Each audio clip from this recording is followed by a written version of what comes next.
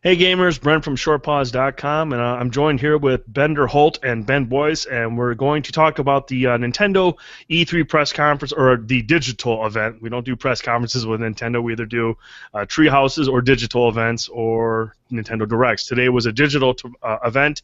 We got to see quite a few games coming up, a lot of them in 2016, but quite a few of them in 2015. We're joined by Bender Holt, as I mentioned, our Nintendo specialist. I want to get to you first, Live Bender. from a cave in Afghanistan.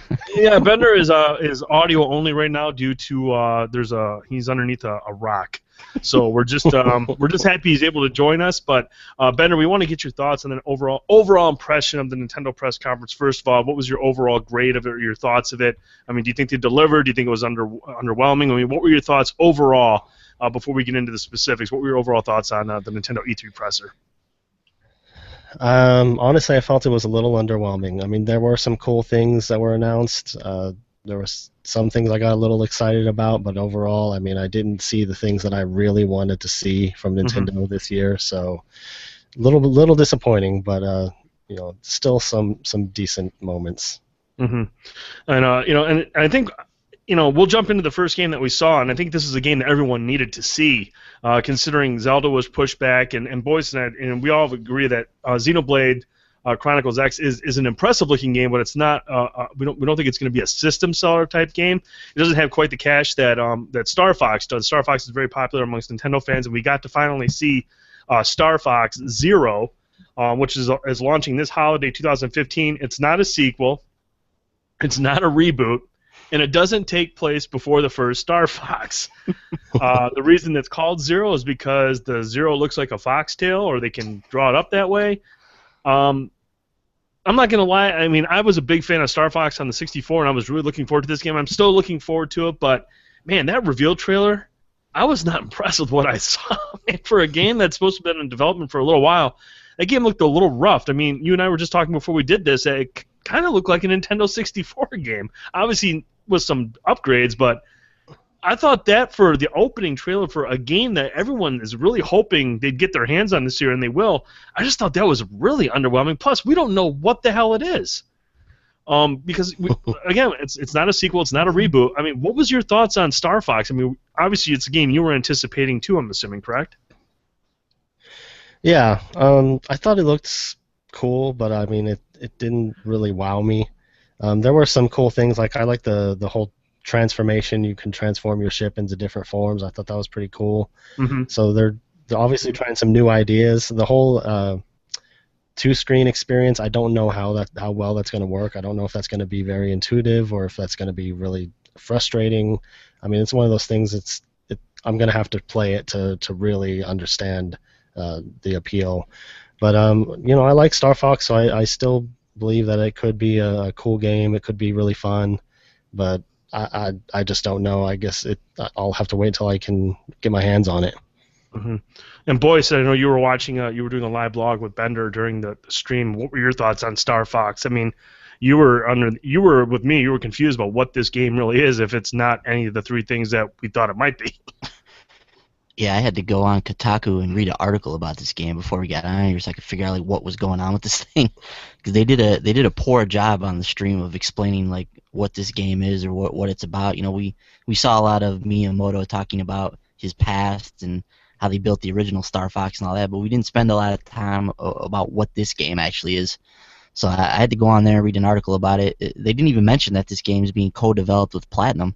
Like that would seemingly be big information, but they neglected to mention that at all. So Platinum is actually helping out, co-developing this title, and they actually talked about in this article that I was reading that in order for them to get this two-screen experience the way they were trying to set it up, where the cockpit is on the gamepad and then the cinematic or the outside the plane view is on the TV, they had to, the visual fidelity had to take a hit in order to get it the way they wanted it to run at 60 frames. They talked about as well.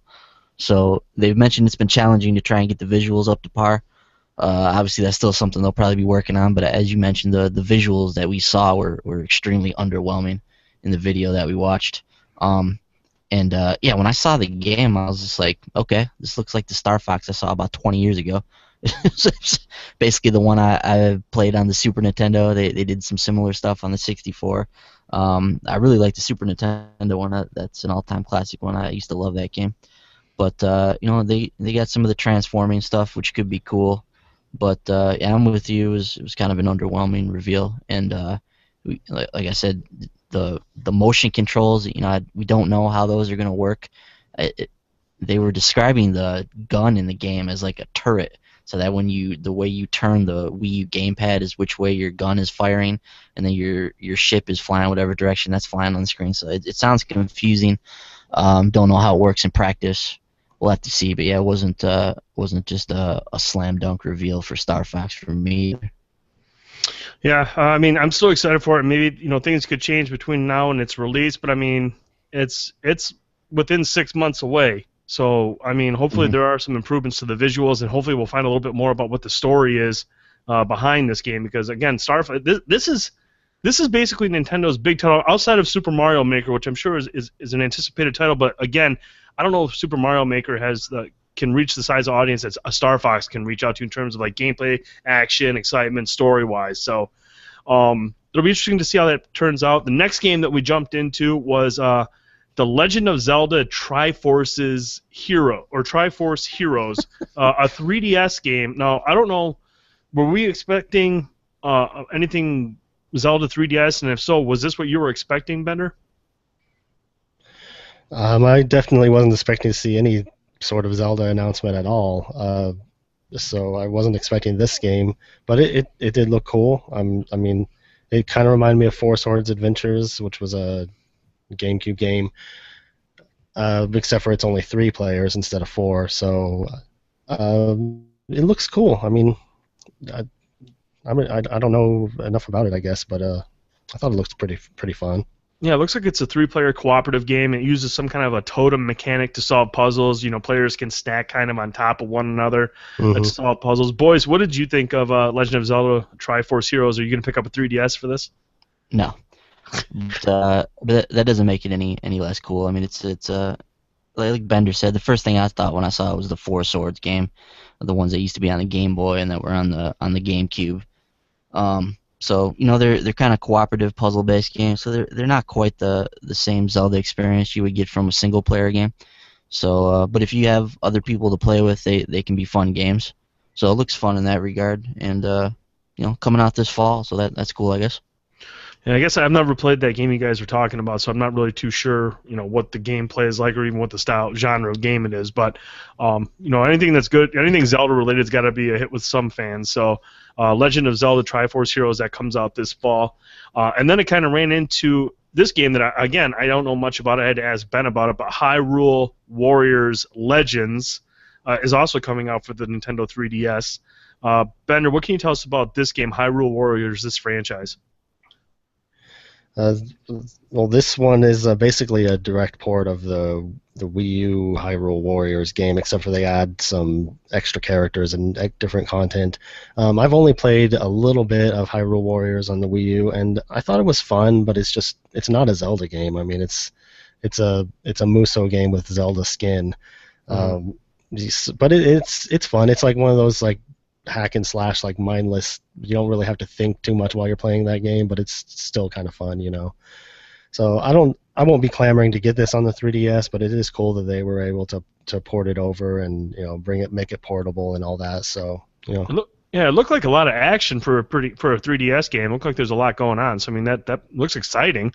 hmm I'll give it that much. And boys, before the show, you kind of told me that the Hyrule Warriors is sort of like a Dynasty Warriors game with Nintendo characters, basically. Yeah, that's pretty much what it is. It's a Tecmo Koei developed game. It's a Dynasty Warriors game with Zelda characters. They put some of the Zelda tropes and stuff in the game for fans, but essentially it's just another one of those games. So if you've enjoyed one of the 20 or so titles they've released of this kind, maybe you will enjoy this one. Or if you haven't played it in a while, maybe you hop into one of these and see what's new. But basically that's what it is, man. It's just a Dynasty Warriors game.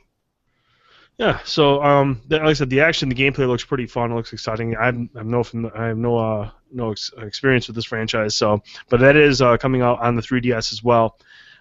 This next title, I know you guys were both disappointed We are getting another Metroid game. We're getting two Metroid games actually, but they're both for the 3DS. The first one was Metroid Prime Federation Force, and then Metroid Prime Blast Ball, which was like a 3v3. I can't even describe what that was. Bender, can you tell us, first of all, why were you disappointed with the Metroid Prime reveal? Just I I predicted that we would have a new Metroid game, and on our E3 scorecard, I didn't even take the point for this because this just doesn't feel like a Metroid game. This is not what I wanted. This isn't what anyone wanted. This really looks like both of these games look like something that they were already developing, and somebody walked by and was like, "Oh, those guys wear helmets and suits. Maybe we should just call it a Metroid game." It's like, it's like, and they put like I guess Metroid enemies in the whole Federation Force game, but it's just you don't play as Samus. There's no, it's just not Metroid. I don't know. I was just so disappointed. It looks like Metroid Junior. Has a very like cartoony, like kitty art style, and it's just I was just so disappointed when I saw that. It's like why even put the Metroid name on there? Right. I And mean, how about on one hand on one hand they're acknowledging that Metroid exists still, so that's something that's good. But on the other hand, this is not anything what anyone wanted. Metroid Prime Blast Ball? Did that help alleviate things a little bit? No. It was kind of funny though, like in the Nintendo World Championships, Blast Ball was one of the games that they played, but they didn't call it Metroid Blast Ball. It was just called Blast Ball. So that was one of the competitions that they did. And then my friend Brad was like, "Wonder if it's going to be something part of a new Metroid game." I was like, "No, that looks stupid. That looks nothing like Metroid." And then it was, and I was like, "Ugh." What do you know, boy? Or what do you know, Bender? Brad. Yeah, exactly. Boyce, I know you're a fan of Metroid. I mean, what were your thoughts on this? I mean, were you kind of hoping for like a big time Wii U Metroid game, or do you think this was, or I mean, is this acceptable, or was this more of a slap to the face? I mean, what were your thoughts, man? Yeah, this is Nintendo just continuing to slap Metroid into the dirt. It's just like year after year. I mean, I predicted last year that we'd get a new Metroid game. I was gonna do it again this year, but Bender ended up beating me to it, so just let him have that one. And then yeah, it's just like Bender said, this just looks like total garbage. I mean, it's a couple of like chibi Metroid people that are running around. It's some type of co-op blaster. The Blast Ball is a 3-person sports game or something. Like, what the hell is this, man? Come on. So why even take the time to put the Metroid name on it? They put the Metroid Prime name on it because it's a first-person game, I guess. But yeah, this is not what anybody's looking for. Nobody's gonna buy this game. So you didn't please the Metroid fans. You're not gonna please anybody else who wants to play like a kiddie game. So it's just a waste of time. And not to say that we've gone hands out there. Obviously, we haven't played this game, but I mean, I think I respect people that are big fans of Metroid, and they understand what Metroid is all about and what Metroid is. And when I have two Metroid fans that tell me this is not a Metroid game, then that weighs a lot more than just somebody saying, "Oh, it's Metroid."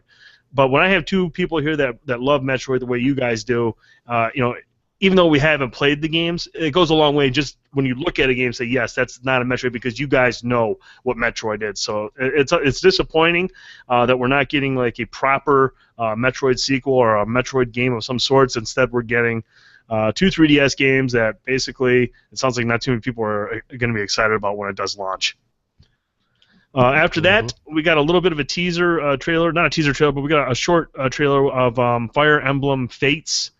Which is coming in 2016. Fire Emblem Fates, we don't know much about it. I mean, it was just a real brief trailer that kind of just showed, some of the characters. Didn't explain a lot of the story. Bender, what were your thoughts? I know you haven't played Fire Emblem Awakening, but I mean, based on what you saw from the trailer here, is your interest piqued for this series to jump into this franchise, or are you still waiting to see a little bit more from Fire Emblem Fates? I thought this looked pretty cool. I was saying during the live blog, like Fire Emblem Fates is a much better name than Fire Emblem If, which is what it was originally called, or what it's called in Japan or something. But this looks pretty cool. Looks like it has a really cool story, real emotional, lots of interesting characters. So I might jump into Fire Emblem for this one because it looks interesting. Yeah, if the combat's the same as Fire Emblem Awakening, you'll have a really good time with it. It's got a very cool combat system, very fun game. Boys, what were your thoughts on Fire Emblem Fates? If I'm not mistaken, this game is 2 games in Japan, right? It's like a white and a black, like Fire Emblem if Yes. white or something like that. Yes. So looks like they might be combining that into one game here, which is nice. You only have to buy one game to get the Fire Emblem experience. Obviously, Fire Emblem's a revered series. I know you spent some time with Awakening, really liked it. Everybody really liked that game, so I wouldn't expect this one to be any different. This should be another good one for 3DS owners. Fire Emblem Fates is again slated for a 2016 release. After that, we finally, Bender, I know you and I are both excited about this. Yeah, buddy. Xenoblade Chronicles X, we got some gameplay, we got some footage, and most importantly, we got a release date, December 4th this year, 2015. Wii U owners in the U.S. will be able to get their hands on Xenoblade Chronicles X. I'm glad we have a date now because I'm to the point where I've seen like 2 videos that are 40 minutes long, plus a couple of Nintendo Directs. I've seen enough of this game. I just want to know when I can play it, and now we do know. December 4th. You predicted? Did you predict this would come out this year? I predicted we would get a release date. Oh, okay. Well, yeah. That's how did you? I thought I didn't. I predicted this year and the date correctly, right? I think that's what I did. I'll have to go back and check the picks, but overall, I mean, are you excited now that you have a release date? I mean, are you going to take a week off because it sounds like there's a whole lot to do in this game? Yeah, I'm super excited about this game. I'm still playing through Xenoblade Chronicles on the 3DS, still loving it. I can't wait to play this game. I think this game is going to be huge and epic, and just an expansive world with a long story. And yeah, I can't say enough about this game. I'm really excited about it. I can't wait for December 4th. Mm-hmm. And boys, what'd you think, man? I mean, obviously you've seen enough too. You've seen all the trailers. I mean, I know you don't have a Wii U, and this doesn't sound like this is going to be a game that's going to have you pick up a Wii U. But from what you do know, from what you saw today, now that we have a release date, I mean, are you still excited to see what people have to say about this game? Yeah, I mean, I think the game looks really cool. Like you guys mentioned, it's a huge game, really cool, like sci-fi world looks like. Some real time like battle system that looks like it's fun. And this is one of those games that I think appeals to somebody that's outside of the Nintendo family. You know, it's somebody that maybe doesn't play Nintendo stuff as much. They would look at a game like this and be like, "Oh, that looks really cool. I'd want to get my hands on that." So it has that type of appeal as well. So yeah, I'm interested to see like what people say about this game and how it ends up turning out. And I think the December 4th date is a good one for this one. It's going to be a long game. Kind of get in there after a lot of the rush of the fall. Maybe people can get this in during their Christmas break and that kind of stuff. So I think it's a good date for it. Yeah, I agree. Nice little launch window there. And then what launches a week later? Aren't there like 2 big games launching? Like, I mean, it's just we got it's sandwiched in between Just Cause 3 and Hitman, unfortunately. gosh. So it's right in between those two. I'll find some time to try that out. Like I said, that world just looks massive to explore. The combat system looks really good. It's a JRPG. It's good stuff. So, Yeah, dude, really, just give it the old Brent Fallacy 3 hours and just move on to the next one. You know, 3 hours, good 5 out of 5, and be done with it. yeah, game of the year, baby. After that, we unfortunately, for me anyways, I know Bender, you're a fan of Animal Crossing in some regard, but we got 2 Animal Crossing games. We got Animal Crossing Happy Home Designer, which is slated to come out on September 25th. And then we have Animal Crossing Amiibo Festival, which I'm sure you and Frankie are so excited about, launching holiday 2015 on the Wii U. Give us a little insight on what you thought about both these games, man, Home Designer and Amiibo Festival. I am a fan of Animal Crossing, the core series.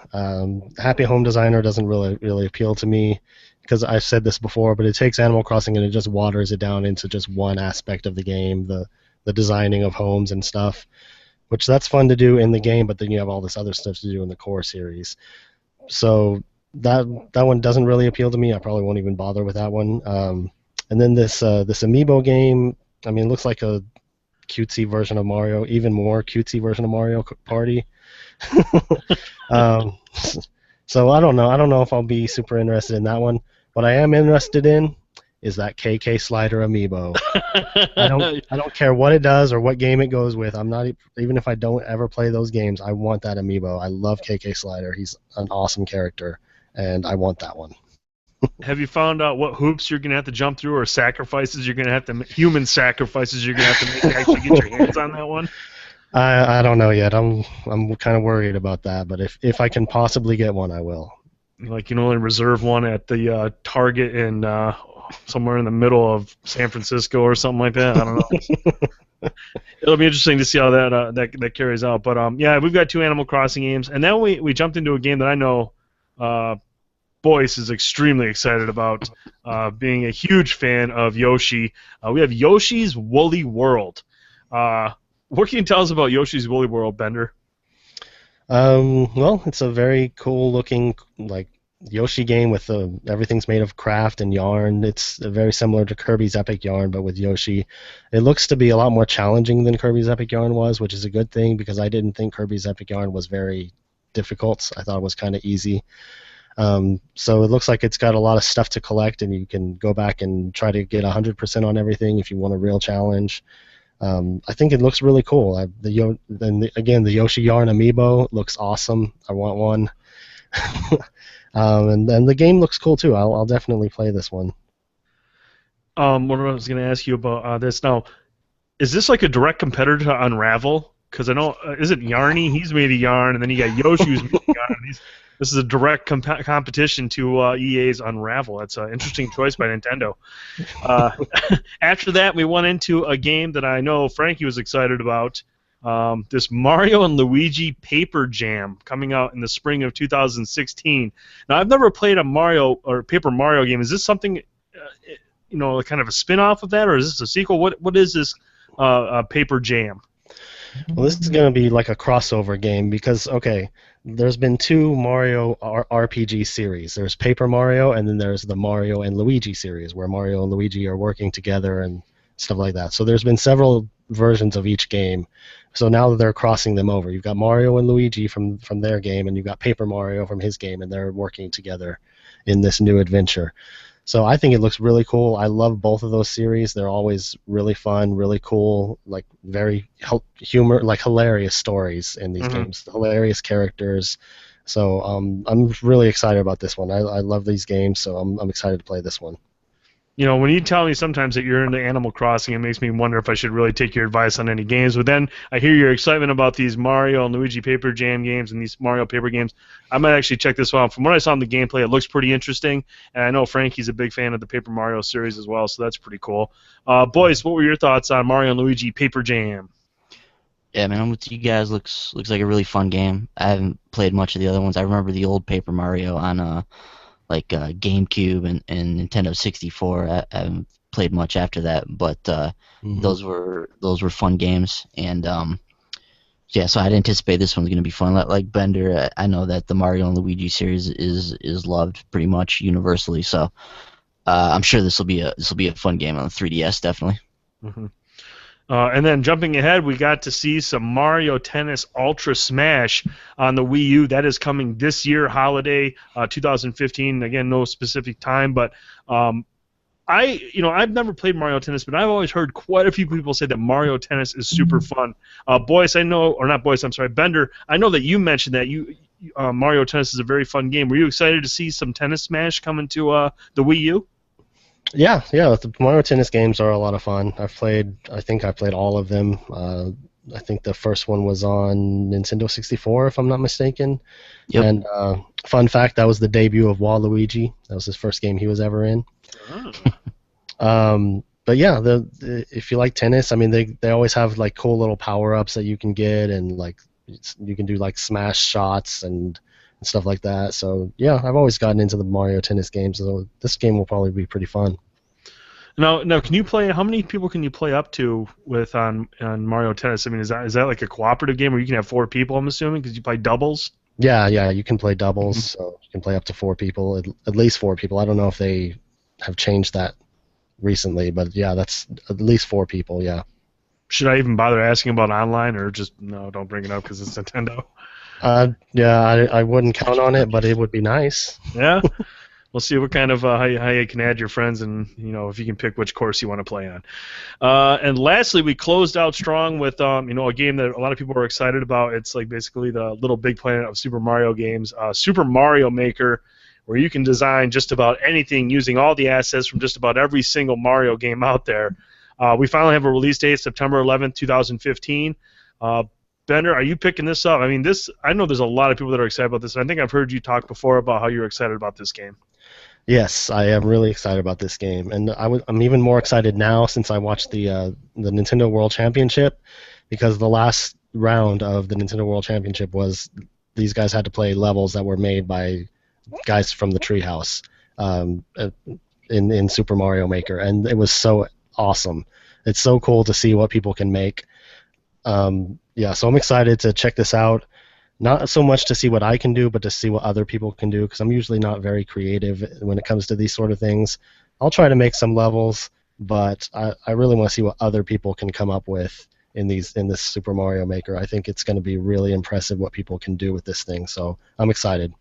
I'm just like you. I don't have like I mean, I'm sure if I sat down for a long enough period of time, I could come up with something for some of these levels. But like you, it's hard to come up with stuff like that, and especially if you don't have a lot of time to do it. But I tell you what, on Little Big Planet, when I go and play some of the levels that people made, some of those levels were so impressive. And like you, it's fun to see with some of these people who are so creative what they come up with. Like, and I'm anxious to see that, and not only in Dreams that's coming out for the PlayStation 4 eventually, but I'm actually curious about picking this up for the Wii U, because, like you said, it's just so fun to go in to see what people can come up with, because there are a lot of creative people out there, and this could extend this game's longevity forever. Considering all the resources that you can pull from to create these levels, it looks really, really cool. Mm-hmm. I agree. Boys, how about you, man? What was your final thoughts on Super Mario Maker, and how about that 8-bit Mario amiibo? Love that 8-bit Mario amiibo. Yeah, definitely picking up one of those. No, Bender will, but yep. Me not so much.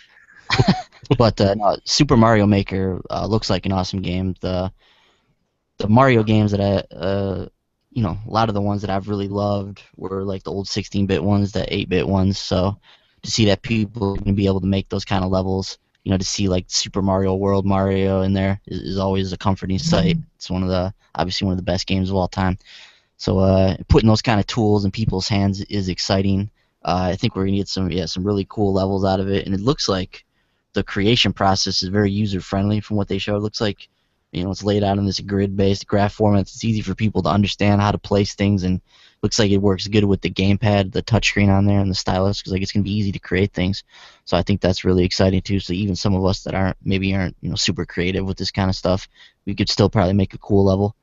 Even if you go in there and make like a original Super Mario Brothers level, that's just kind of cool to be able to do something like that. So yeah, but that game looks like a ton of fun, man. If I had a Wii U, it would definitely be at the top of my list. Mm-hmm. Yeah, I'll pick up Mario Maker, like I said, just to see what other people come up with. But so yeah, that was basically the end of the conference, and then so I just want to get you guys' overall thoughts. I mean, Bender, compared to previous Nintendo Directs and previous Treehouses and previous digital events, I mean, where would you say this particular conference fell? Middle of the pack, lower third. I mean, overall, what would your final thoughts be on this conference? Oh, it's probably just about average for Nintendo. I mean, there's always some cool things for them to show, and there's always some disappointments. Mm-hmm. So, yeah, they no new Metroid, proper Metroid game, and no new Mario game. So that's what I really wanted to see, and it wasn't there. So, it is what it is. Yeah, and I was talking to Ben before our Square Enix video. We're kind of curious to what your thoughts are. Like, do you think this is just a more even a bigger sign that Nintendo might be starting to turn its focus towards the NX? I mean, what we have in front of us on the Wii U, I mean, we've got Xenoblade, we've got Mario Maker, we've got and Star Fox, but I mean, we didn't see any of the new Legend of Zelda, which you knew about going in. We've got no new Nintendo, no new Super Mario, we have no new Metroid. I mean, do you think maybe this is a sign that Nintendo's starting to kind of like, let's give this system its last good holiday and then turn our focus to NX, and then maybe we'll see some big reveals for that system? Yeah, that's possible. I mean, yeah, if they're not going to come up with any more big franchises on the Wii U, then it looks like they might be just kind of letting it fall to the wayside. So I guess we'll have to wait and see what 2016 brings. They already said that they'll talk more about the NX in 2016. So I guess we'll have to wait and see what they show. Mm-hmm. Boys, how about you, man? Overall thoughts on Nintendo, compared to like all their other shows and the future of the Wii U. Man, it's like we were talking about before the show, man. I feel like we're kind of in like this nebulous time period in Nintendo right now, where even on this Nintendo Direct, early on in the show, Reggie, he was talking about the NX, and was like, we're going to talk about this next year. So this is something that they're building up to. This is something that they're going to be getting into really soon here. The Wii U just hasn't panned out the way they wanted to, really anywhere. It sells okay in Japan, but not like their stuff normally does. It sells okay here now, but not like they wanted to. So it's just kind of a middling system right now, and it's just with the expense of the gamepad and some of the things that go into the system, just this hasn't really worked out for them. And I think this conference basically showed. I mean, we got Star Fox, we got Mario Maker, we got Yoshi coming out, and then there's an Amiibo Animal Crossing game. But there's not much on the docket for the Wii U. We know Zelda is going to be coming out next year sometime, and wasn't even at the conference. So I think it was Frankie that maybe mentioned that maybe that game will eventually show up on the NX. I think that's a possibility. Maybe it does the old dual release like Twilight Princess. But yeah, it just seems like they're just gonna move on from the Wii U here. It's just gonna be it is what it is. They've already brought out the franchises they're gonna bring out on it. We've already seen Mario Kart and Smash Brothers, and early on we saw some Super Mario games. They just don't seem to really care about Metroid at this point. So it just is what it is on that. And then yeah, so the conference was just alright, man. If you're a Nintendo fan, you saw some stuff that you like there. You saw some franchises that make you smile and that you'll get and enjoy the games. But for anybody that's not a Nintendo fan, there's nothing there that's gonna make them run out and grab a system. So it just it was just an alright show, man. Yeah, I'm with you guys. For me, it was actually a little bit more disappointing than that, just because like Star Fox. I mean, don't get me wrong, I'm excited for Xenoblade Chronicles, but Star Fox was going to be the one game I was really secretly going, God, I hope this is awesome. And from what we saw, it just, like I said, it looked like a 64 game. It didn't look very good. And I remember I read that same article that you sent it over to me, and it sounds like they made some concessions to the visuals in order to achieve 60 frames on both the game or on the Wii U and the gamepad. So it's just I don't know, interesting choice. You would think on the Wii U, after playing games like Mario Kart and even Super Mario Brothers or Super Mario 3D World, the upcoming Xenoblade Chronicles looks great. You would think Star Fox would. They'd put a little bit towards the visuals in that game, but maybe it just looked bad in the stream. Maybe that was an earlier build of the game. There's a lot that can happen between now and whenever it launches this holiday. But overall, I was sort of disappointed with the press conference. I would have liked to have seen a better showing from Star Fox. Yeah. But overall, I mean, you guys, this was the last video. This is the last press conference. We'll have this up on the site. Gosh, for Ben Holt, for Ben Boyce, and Frankie Ayler, who was with us on the Bethesda video, Montez, who runs the site, is the webmaster. He makes all this stuff possible. These guys are all great, and we're working hard to keep bringing you guys, guys and girls, videos, reaction videos, reviews, podcasts, and everything. We do it because we love video games, and we want to thank all of you that tuned in to these shows, that watched these videos, that were on the site during our live blogs. It really, really means a lot to us to have your support. It's been an exciting first couple days with E3. We've still got plenty of stuff happening today, tomorrow, and Thursday. And then on Saturday night, we're going to record a podcast. We'll talk about everything that's transpired over the week. We'll talk about our favorite moments from the press conferences, maybe our least favorite moments, some things we're disappointed about, some games that might not have shown up at all. Where were they? But no, it's been a I know, boys. We did this last year, and it's not an easy experience, but it's so fun. I mean, it's so exciting. This is like the March Madness of video games. You got just conferences everywhere, news breaking everywhere, video games everywhere. It's just been a phenomenal 48 hours here. So I know I speak for you, and And I say we appreciate the support that people have given us through all this. Yeah, for sure, man. Just we just barrel straight through these last few days, and just yeah, it's been fun. It's been tiring, but yeah, it's E3, man. It's what it's supposed to be. This is preparing us for when we finally get an invite from them. Yeah, we'll try again next year. We'll send that email again next year to maybe hopefully some improved numbers that'll. I don't know. Gosh, I want to be there. It's different doing it here, but you really want to be there. That's for sure. So. For these guys, and again for Frankie Ayler and Montez, we really appreciate you. Make sure you stay tuned to shortpause.com. Make sure you're following us on Twitter at the Short Pause. Make sure you subscribe to our podcast on iTunes, SoundCloud, and TuneIn Radio. It's just Short Pause Gaming Podcast. Subscribe to our YouTube channel for all these reaction videos and any upcoming reviews, Let's Plays, or live streams, anything like that. We'll be live streaming to YouTube. So. Again, for these guys, I'm Brent Felsing. Thank you again for tuning in to us for our E3 coverage, and we will talk to you very soon. Thanks, guys. See ya.